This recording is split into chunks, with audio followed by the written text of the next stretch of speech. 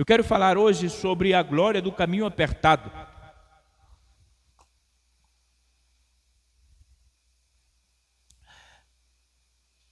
Eu quero falar sobre a glória do caminho apertado.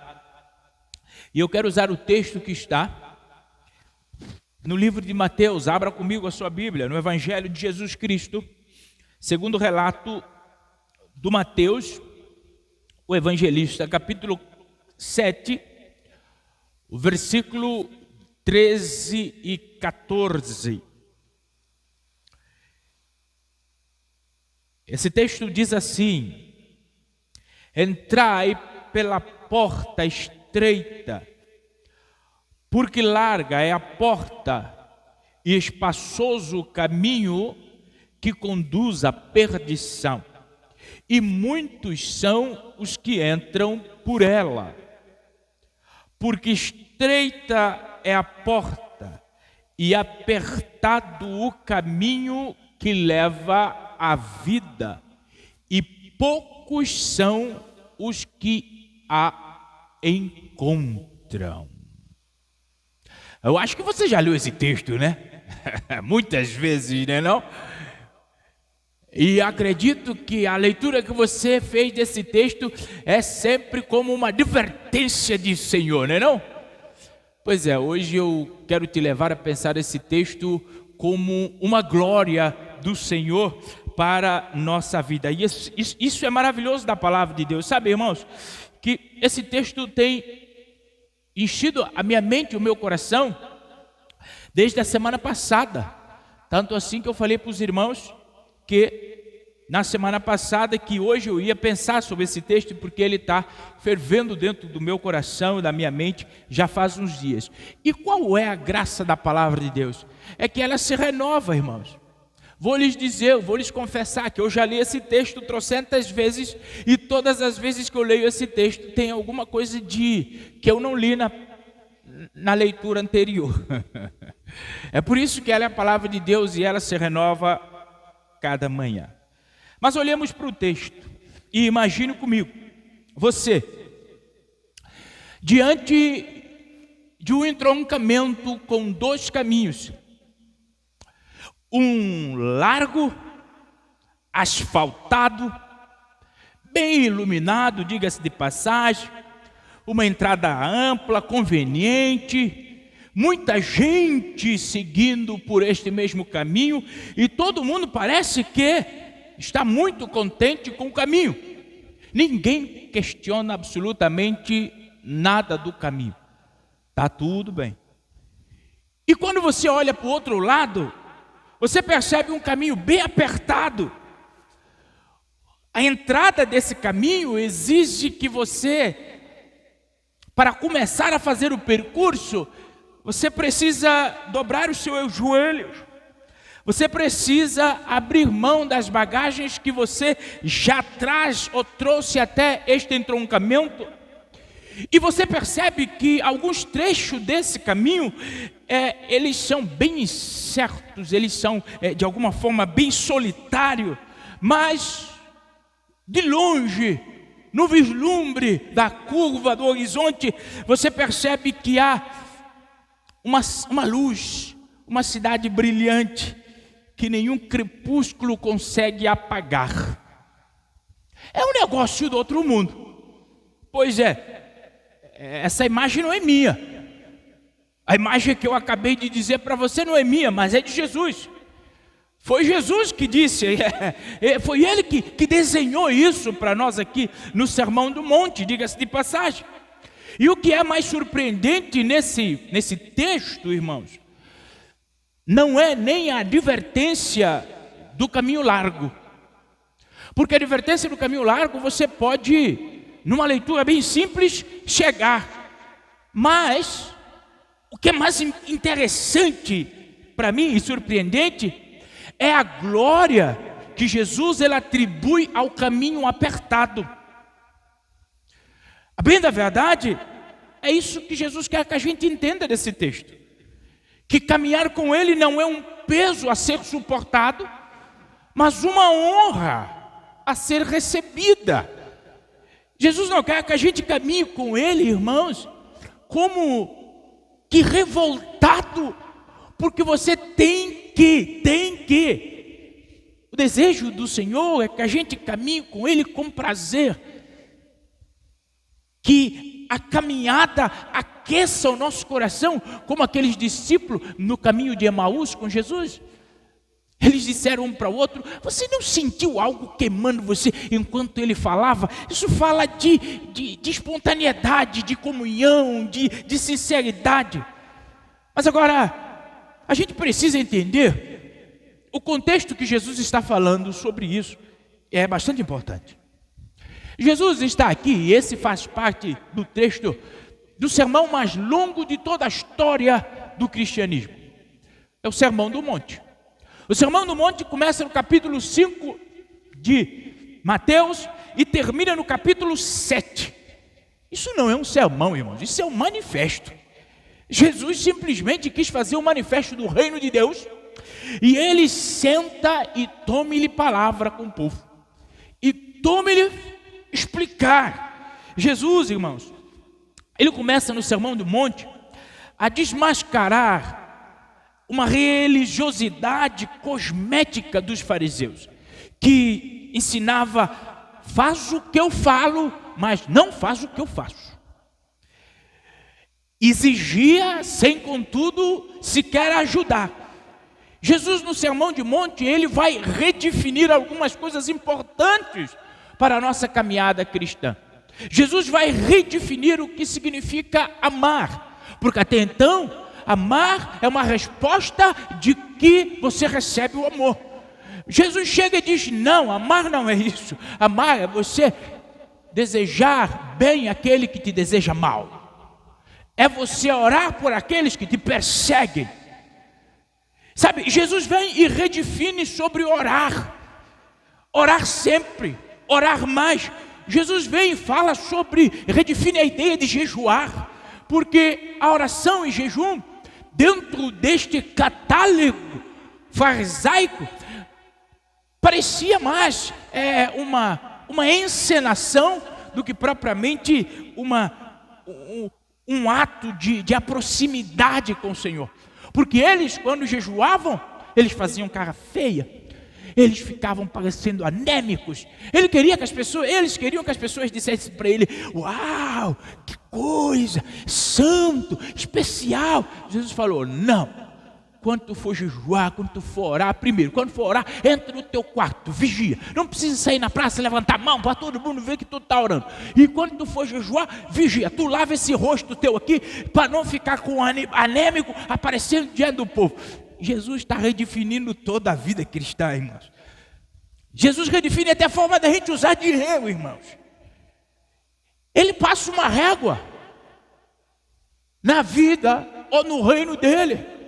E a régua é tão alta, que no versículo 5, ou no capítulo 5, e o versículo 48, você com a sua Bíblia aberta, e vai me acompanhando com a sua Bíblia aberta, percebe que Jesus coloca como padrão para segui-lo. Eu vou lhe dizer que é inatingível só pela força humana. Olha o que Jesus diz: sedes vós perfeitos, como perfeito é vosso Pai Celeste. Irmãos, qualquer coisa como nós não conseguimos, isso é verdade. Nós não conseguiremos, por nossa própria força, amar a Jesus e segui-lo, porque a régua para o reino dele é muito exigente. Agora, entremos no capítulo 7. Você vê que Jesus, ele nos chama para a decisão, irmãos. E Jesus faz isso com duas imagens paralelas.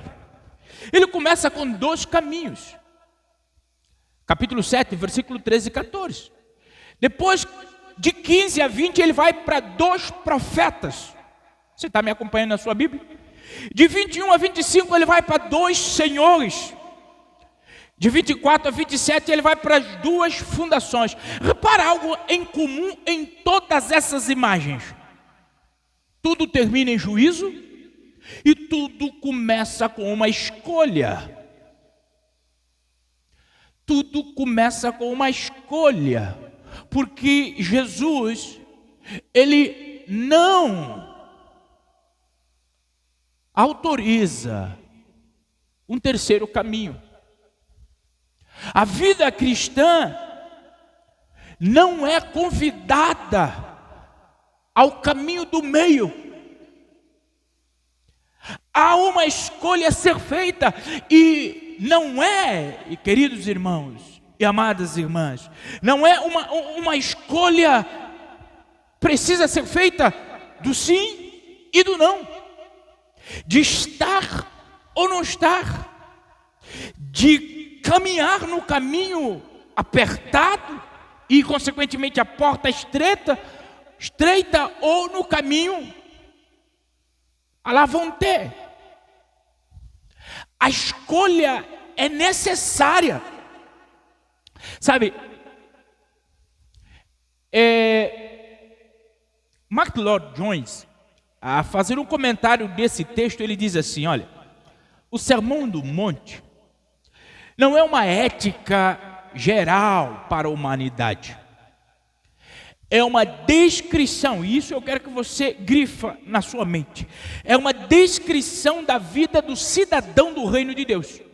E a vida começa pela entrada correta. Percebe que, irmãos, a questão não é se você é ou não religioso. A questão é se você entrou pela porta certa. Porque ser religioso, os fariseus eram. Eles eram. Mas eles não entraram pela porta certa.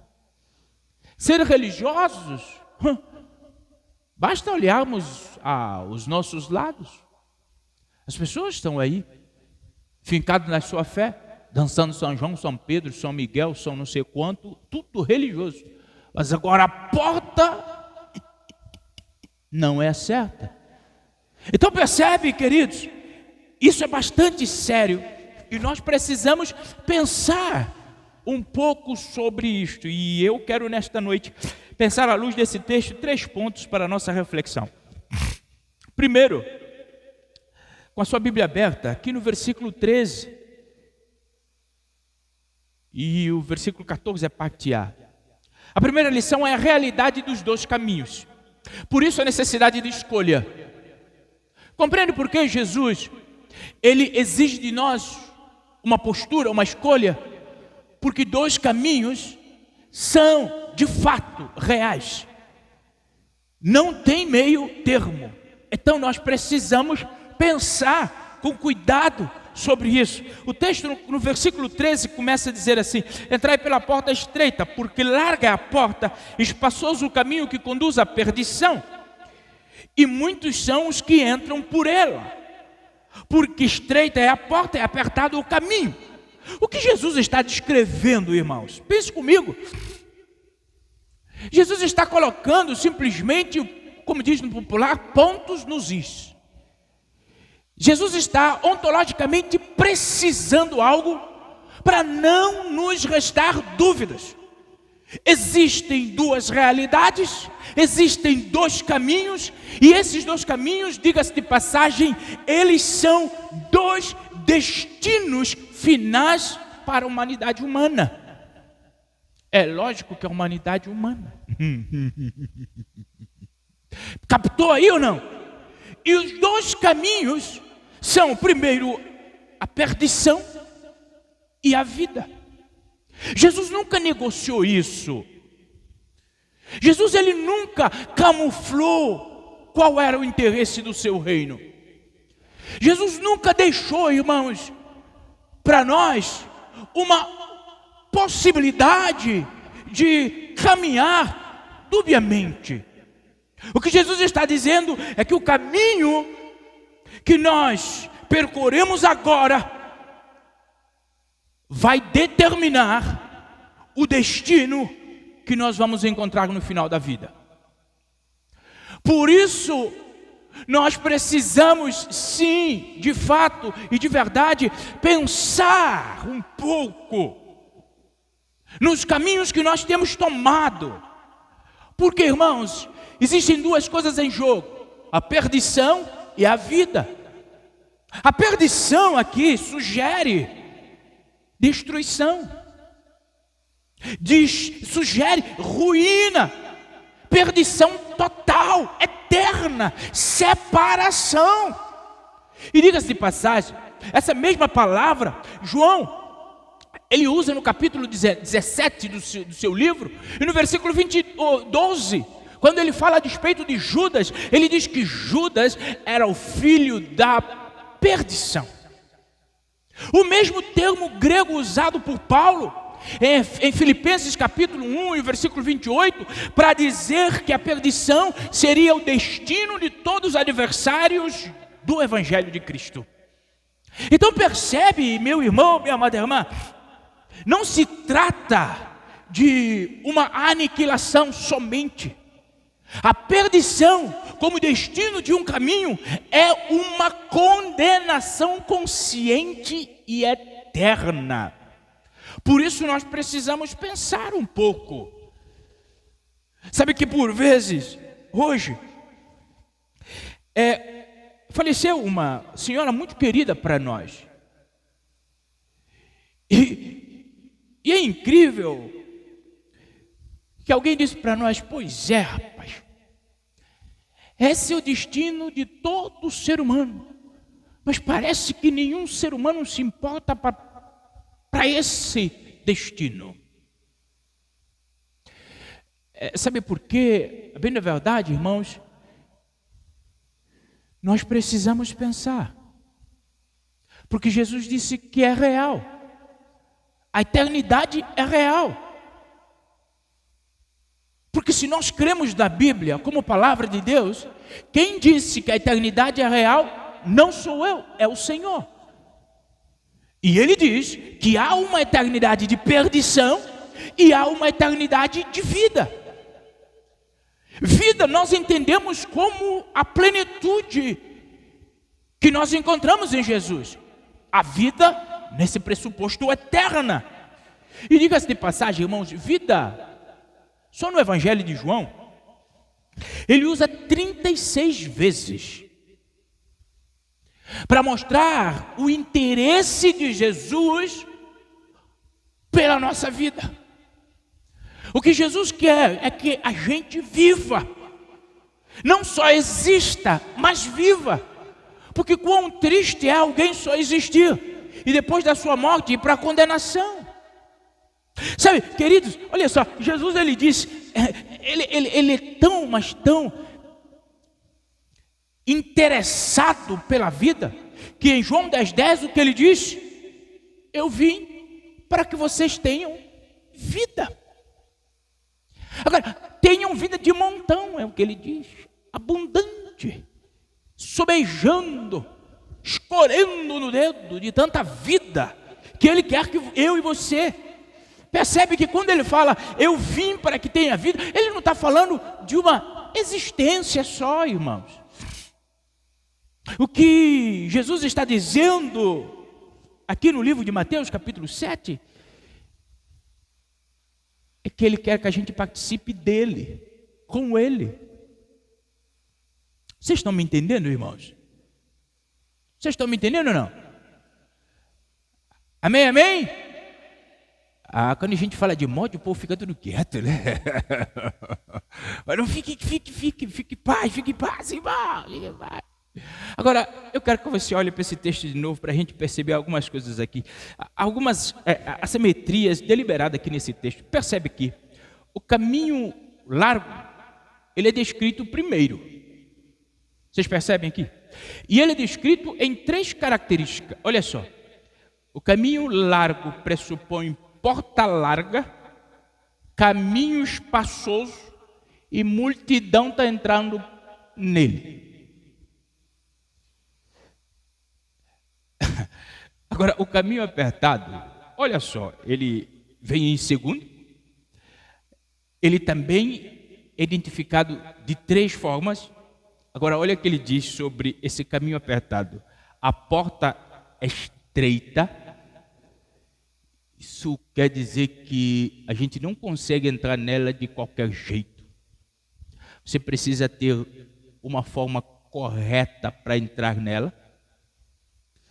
Sabe, nesses dias que eu fui fazer meus exames lá em Conquista, muitos exames, e eu estacionei o carro num lugar. Só que o lugar era tão apertado que eu estacionei o carro. E normalmente quando eu estaciono nesses lugares, Thalita fala, ainda bem que não sou eu que estou estacionando, porque depois eu quero ver tirar de lá. Isso é fantástico. Eu coloquei o carro tão apertado.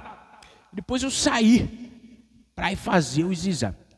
Eu consegui sair. Eu saí de dentro do carro, passei, irmãos, bem apertado. Eu não vou passar aqui, senão a dona Lica vai me gritar lá, minhas flores. Mas eu passei assim, irmãos, eu fui. Quando eu voltei, eu quis passar do mesmo lugar. Quem disse que eu conseguia? Você entendeu, irmãos? Irmãos, eu não entendi. Mas depois eu captei. É por causa da posição que eu estava quando eu saí do carro. É como a porta estreita do céu. Tem que ter a posição correta, irmão. Senão, esbara. Só esbara nela. Não consegue entrar nela. E aí é que o negócio fica mais ou menos perturbador, irmão. Isso, irmão, sabe, Cristo, e diga-se de passagem, com esse texto, Cristo não está fazendo uma estatística de quem é salvo e quem é perdido. Cristo, irmãos, o que Ele está fazendo é dizendo para nós que existe uma regra para ir para o céu dele. O que Ele está dizendo para nós é que para o céu dele, o número no caminho não é critério para validade. O que Ele está dizendo é igual a mãe, irmãos. Você que tem a sua, eu acho que você já ouviu, porque quando eu tinha a minha, eu ouvia. Você não é todo mundo. Igual a mãe, é aí que Jesus está falando. O esquema não é multidão. Até porque o pressuposto da multidão aí está indo contra a vida. Naquilo que Jesus está falando. Então, o que nós precisamos é entender que, independentemente do ambiente, o que Jesus quer dizer para nós é que nós precisamos permanecer o mesmo. Sabe que Lutero, dentro do contexto da reforma, há um episódio que eu acho fantástico, que quando Lutero ele é chamado ao império para ser confrontado com sola scriptura, ele é convidado a negar para que ele pudesse ter a liberdade. E Lutero simplesmente diz, eu estou aqui diante de vocês, eu não posso fazer de outra forma e que Deus me ajude. Percebe que havia uma multidão que estava dizendo para ele, nega, e está tudo de boa. E havia uma porta bem estreita, um caminho bem apertado, que só Deus poderia ajudá-lo. E ele faz a opção de dizer, eu não posso fazer de outra forma. Eu preciso permanecer com aquilo que eu creio. Irmãos, quanto cristãos nos nossos dias, irmãos, a gente conhece que não permanece naquilo que crê quando a situação lhe é conveniente. Talvez a gente diz, não, eu estou no caminho, mas o caminho pressupõe passar primeiro por uma porta bem estreita, que não consegue carregar bagagem nenhuma da nossa cultura de influência, nem do jeitinho brasileiro ou africano, porque africano também tem jeitinho, viu, irmãos? Os africanos também tem jeitinho. Pensa, tá vendo Cabo Verde dando jeitinho nas grandes seleções aí? Humildemente, irmãos, eu não quero ver esse jogo quando for jogar com o Brasil, irmão. Irmão do céu. Os africanos também têm jeitinho. Então, sabe o quê? Porque jeitinho é do pecado, irmão. Então, onde há pecado, há jeitinho. Só que o jeitinho não entra na porta estreita. Irmãos, ser cristão não é fácil. Ser cristão não é para amador. Ser cristão, seguidor de Jesus, de fato e de verdade, é um esforço. É difícil. Muito difícil. Mas não é impossível. Por quê, irmãos? Quando a gente olha para esse texto, e Jesus dizendo que a gente precisa entrar por essa porta estreita e caminhar, Ele não está dizendo para nós que a salvação é meritória. Ou seja, você não é salvo pelo esforço que você faz de estar na estrada apertada. Compreende? Não é isso que Jesus está dizendo. Quando a gente percebe aqui, é que entrar por esta porta, na verdade, nós precisamos de graça, porque nós somos incapazes, incompetentes de entrar, porque ninguém escolhe Jesus por si só. Então, até seguir Jesus é misericórdia, é graça. Por quê, irmãos? Porque o caminho apertado pressupõe rendição, pressupõe, irmãos, negar a nós mesmos. E Jesus não está fazendo isso porque Ele é um Deus assim, muito mesquinho, mau, que está... Não, sabe, Ele simplesmente quer que nós entendamos que a verdade, ela precisa ser a chave que abre esta porta, este caminho estreito e esta porta, este caminho apertado e esta porta estreita. Sabe, o que me chama a atenção, percebe como ele diz aqui, que o texto, o caminho, a porta larga, muitos entram. Percebe? Muitos entram nesta porta. O que me dá ideia e passa-nos, sugere-nos a compreensão que muitos entram por ela de forma deliberada. Não é ingênua nem inocente. As pessoas entram por ela simplesmente porque querem entrar num ambiente que lhes deixa mais à vontade, mais conveniente. E agora, olha como ele coloca a porta estreita. Ele diz, poucos, ele não diz que entram. Você está olhando para essa Bíblia? Ele diz o quê? Sobre a porta estreita, ele diz que poucos encontram, aqui na minha versão. Poucos encontram. O que implica encontrar, irmão? Como você encontra alguma coisa? Procurando, buscando. Então o que é que isso quer dizer, a bem da verdade? Que a porta estreita e o caminho apertado, ele não aparece automaticamente na nossa vida porque a gente resolveu sentar no banco da igreja. Porque nós nascemos na família de crente. Percebe, irmãos, que é preciso procurar intencionalidade. Nós precisamos procurar como quem procura prata ou ouro. Há um programa no Discovery que é os amantes do ouro ou do diamante, sei lá, agora me esqueci. Do ouro, né? O Radassa também é cultura, irmão. E percebe que esses rapazes, eles andam onde alguém diz que tem algum ouro, alguma coisa, eles viajam quilômetro, pega avião, pega não sei o que, para ir atrás de ouro.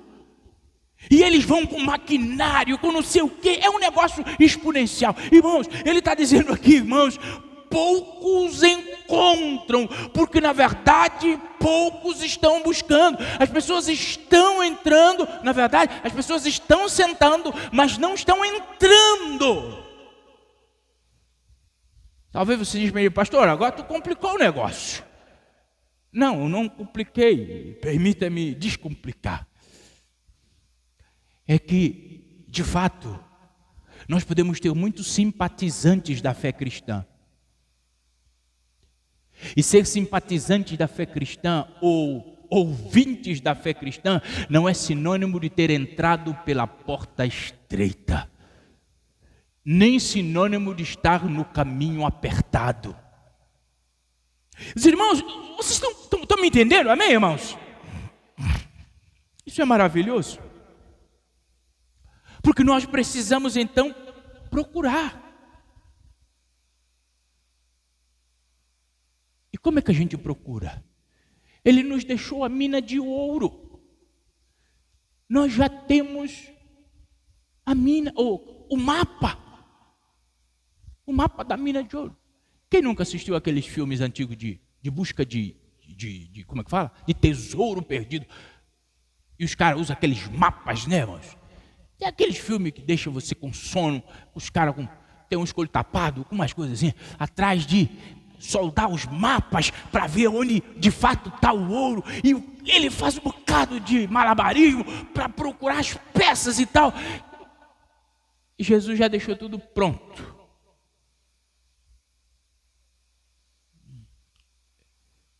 A gente não precisa procurar peça não, irmão. Já está tudo aqui. Agora nós precisamos buscar, de fato, de verdade, olhar para a palavra. Porque o caminho estreito, ou na verdade o caminho apertado, ele afronta o nosso comodismo. Ele afronta a nossa religiosidade. Ele afronta a nossa superficialidade. Dá trabalho procurar. Por isso que as pessoas, elas fazem a opção de só estar, não necessariamente ser. Só estar nos ambientes. Na multidão, compreende? Aquela multidão que ele diz que estão muitos indo. Vamos fazer força na multidão. A porta estreita, o caminho apertado é o inverso. Mas vamos para o segundo aprendizado aqui. Porque talvez você ache que é muito pesado tudo isso. Mas existe glória em todo esse peso. A glória do caminho apertado está aqui, irmãos, na parte B do versículo 14. Porque vale então nós entrarmos por esta porta. Mas vamos ler então o versículo completo. Ele diz assim: porque estreita é a porta e apertado o caminho que leva à vida, e poucos são os que a encontram. Percebe, irmãos, qual é o caminho, ou na verdade, qual é o destino do caminho apertado? Percebeu aí? O destino no final desse caminho apertado é a vida. Esse caminho vai levar para a vida. O caminho apertado, e diga-se de passagem, é o único que vai levar para a vida. Que tipo de vida então nós estamos falando? A vida eterna. A vida daquilo que Paulo falou do século vindouro. A vida na presença do Senhor Jesus Cristo. É por isso que eu digo que o caminho apertado tem uma glória. Porque é um caminho que há um desfecho de plenitude, de alegria, de contentamento, de vigor. Até porque, irmãos, a glória na Bíblia está sempre associada à presença do Senhor. A presença do Senhor. João capítulo 17, olha só na sua Bíblia. João capítulo 17, versículo 3. Olha como Jesus vai definir a vida eterna. Esta é a palavra do Senhor. A vida eterna é esta, disse Jesus: que te conheçam a ti. Vocês percebem algo maravilhoso aqui nesse texto? Eles te conheçam a ti, o único Deus verdadeiro, e a Jesus a quem enviaste. Percebe, irmãos, que o que Jesus diz quando fala sobre o destino do caminho apertado, como sendo a vida, e nesse pressuposto, esta vida eterna é lhe conhecer, agora começa a fazer sentido para você procurar, buscar, para conhecer. Até porque você só valoriza o que conhece. Por isso a necessidade de nós procurarmos, para encontrar. Porque quando a gente encontra, irmãos, a vida não é mais a mesma. Quando a gente encontra Jesus, de fato e de verdade, a vida não é mais a mesma. Porque, repara, a vida eterna não tem nada a ver com a localização. Vocês percebem? Porque por vezes a gente acha que a vida eterna está no céu. Mas peraí, ele está dizendo que a vida eterna é conhecê-lo. Isso tem a ver com relacionamento, tem a ver com comunhão com Ele. Tem a ver com priorizá-lo a despeito de tantas outras coisas. Tem tanto crente hoje que deve estar ainda desfrutando do feriado, né? Eu só espero que não esteja em São João nem em São Pedro, nessas coisas todas aí, né? Mas o que Jesus está dizendo para nós, que a vida eterna, ela é conhecê-lo. E a única forma, ou o único caminho que nos leva a esse conhecimento, é o caminho apertado. E talvez você pergunta para mim, pastor, descreve um pouquinho esse tal do caminho apertado. Caminho apertado, irmãos, ele se apresenta em cada passo que você dá em rendição ao Senhor Deus. Quando de fato e de verdade você nega o seu eu por amor ao Senhor Jesus Cristo. Caminho apertado é quando você escolhe obedecer, quando a tua carne grita para que você faça o contrário.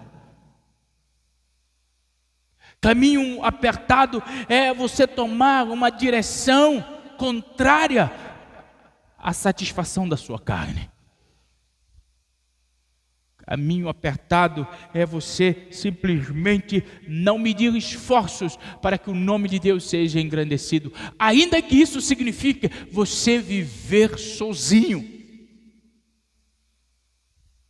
Caminho apertado é as pessoas olharem para você e dizer: eu vejo Cristo na sua vida.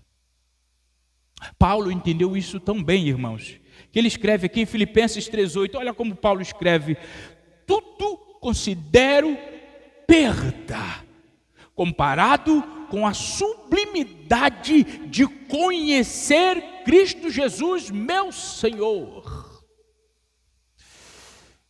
Paulo entendeu o que é caminho apertado. Irmãos, Paulo tinha todos os motivos e razões de se orgulhar do seu caminho. Paulo chegou a dizer que ele, dentre os seus colegas do seu tempo, ele era o mais destacado. Paulo chega a dizer que ele era discípulo de Gamaliel. Isso não é pouca coisa, irmão. Vigia, irmão. Paulo diz, irmãos, que ele era a pessoa que tomava, ele era designado pelas autoridades judaicas para prender-os do caminho. Paulo era alguém que representava conselho. Paulo era alguém, irmão, eu vou lhe dizer, se nós fôssemos metade de Paulo, a gente andava nas nuvens. E ele, sabe o que ele diz? Considero tudo perda por causa de conhecer a Cristo, meu Senhor. Aqui está a diferença. Quando Cristo é o nosso Senhor, a gente considera perda as coisas. E eu vou lhe dizer que não é fácil. Eu vou lhe dizer que não é fácil. Porque tem hora, irmãos, que você precisa fazer escolhas que você balança. Tem horas que E a sua escolha, irmãos, é incompreendida por todos, inclusive por você mesmo.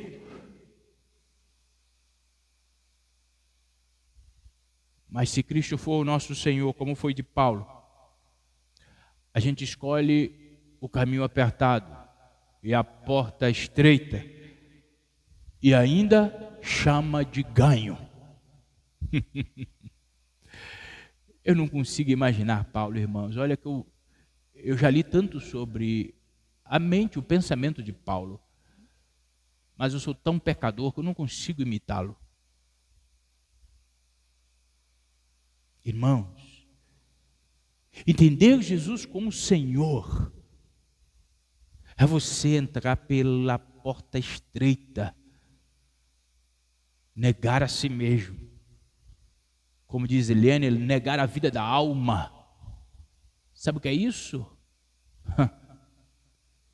E eu não estou falando de pecado, não estou falando de negar o pecado, estou falando de negar coisas legítimas por amor ao Senhor. Porque Paulo não estava em pecado, tendo toda a credencial que ele tinha. Mas ele disse que nada disso era suficiente para substituir o conhecimento do Senhor na sua vida. Queridos, nessa noite eu quero que você pense.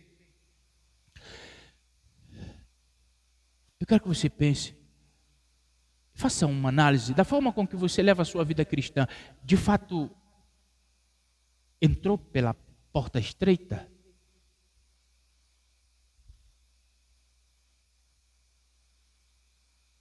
Eu quero que você pense comigo, e eu vou terminar hoje por aqui, e voltarei na próxima semana, se Jesus não vier, lógico, até lá, e se eu ainda estiver aqui, porque eu posso ir ter com ele pode não vir, e eu ir, né? Então, isso pode ser, mas se nenhuma dessas coisas acontecerem, a minha esposa, ela, quando eu falo isso, ela me dá aquela olhada apaixonada, que vocês sabem que ela tem. Ela me dá aquela olhada apaixonada e ela fala assim, ó, quem tem promessa de Deus não morre não. Aí eu falo para ela, e se já cumpriu? Maravilhoso, maravilhoso. Mas eu quero que você pense comigo, irmãos. Como você tem levado a sua vida cristã? Nesse pouco que eu falei aqui, que eu ainda tenho muita coisa para falar, nesse pouco que eu falei aqui, você consegue achar-se entrando pela porta estreita? Está no caminho apertado? De fato e de verdade? Mas espera, eu não estou lhe condenando, não, isso não é meu propósito, não estou fazendo isso como condenação. Eu quero que você pense só isso. Porque se nós pensarmos e desejarmos, vamos mudar de vida. No nosso relacionamento com o Senhor, nós vamos mudar. Qual é o grande perigo? De acompanhar a massa sem pensar. E o dia chamado hoje é a escola disso, irmãos. Nunca se viu tanta informação e tanto analfabetismo. Nunca se viu tanta informação e tanta ignorância junto. Porque as pessoas não querem pensar. E por vezes que a gente fala, a gente acha que só estamos falando dos jovens. Eu sei que tem jovem que não quer pensar, mas tem um bocado de adulto também que não. Só está na maioria. Só vai com a maioria.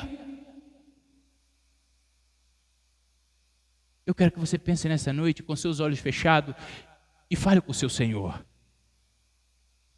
Fale com o seu Senhor nessa noite. Se você já entrou pela porta estreita, certifique se está no caminho apertado.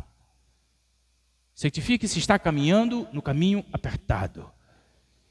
E se não, não tem problema. Peça a Ele ajuda hoje, porque Ele está aqui para nos ajudar. Ele não veio ainda para nos condenar. Ele veio para nos salvar. Ele está aqui nessa noite para nos ajudar a avançar neste caminho apertado. Não abra mão. Não abra mão da sua fé. Não permita superficialidade na sua caminhada. Não, irmãos. Peça a Ele. Eu preciso mais do Senhor. Eu quero mais do Senhor. Me ajuda a ter mais do Senhor.